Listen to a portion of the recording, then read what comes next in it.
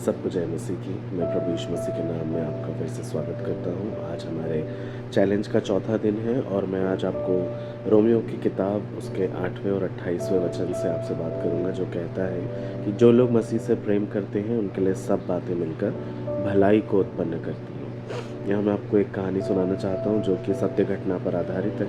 और ये कहानी ऐसे शुरू होती है कि एक बार एक चर्च के पास्टर जो रहते हैं वो चर्च का सारा काम ख़त्म करके अपने घर जाने वाले होते हैं और घर के लिए निकलने ही वाले होते हैं। उससे कुछ समय पहले ही तूफ़ान आने लगता है, बहुत तेज़ आंधी आने लग जाती है। तो वो सोचते हैं चिंता से कि अपनी पत्नी से बात कर ले फ़ोन पे।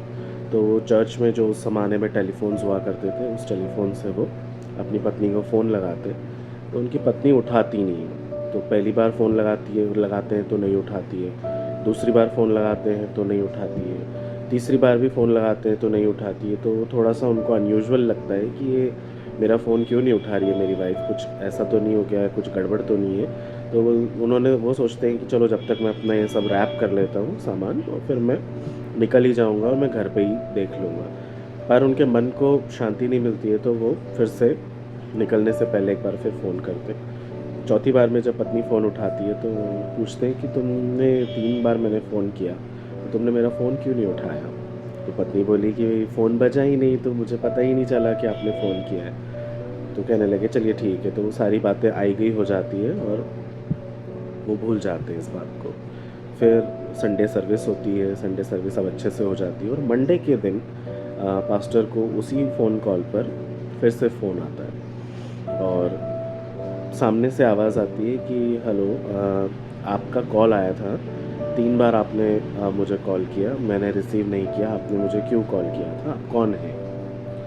तो पास्टर बोलते हैं कि मैं इस चर्च का पास्टर हूँ और मैं माफ़ी चाहता हूँ आपसे कि शायद तूफ़ान के कारण लाइन कनेक्ट नहीं हो पाई होगी और मैं अपनी पत्नी को फ़ोन लगा रहा था, शायद हो सकता है गलती से आपको लग गया होगा। तो व्यक्ति बोलते हैं वहाँ से कि थैंक यू, आपने मुझे कॉल किया।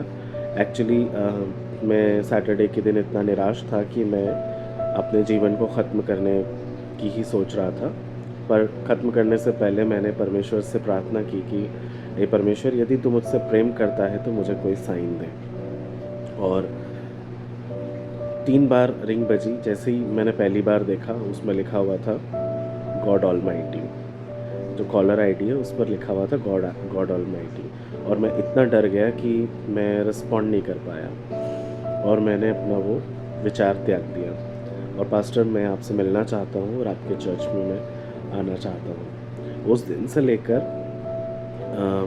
आज के इस दिन तक साउथ अफ्रीका में उस चर्च को जो है गॉड्स टैबरनेकल चर्च के नाम से जाना जाता है। तो परमेश्वर इस तरह से अद्भुत काम हमारे जीवनों में करते हैं।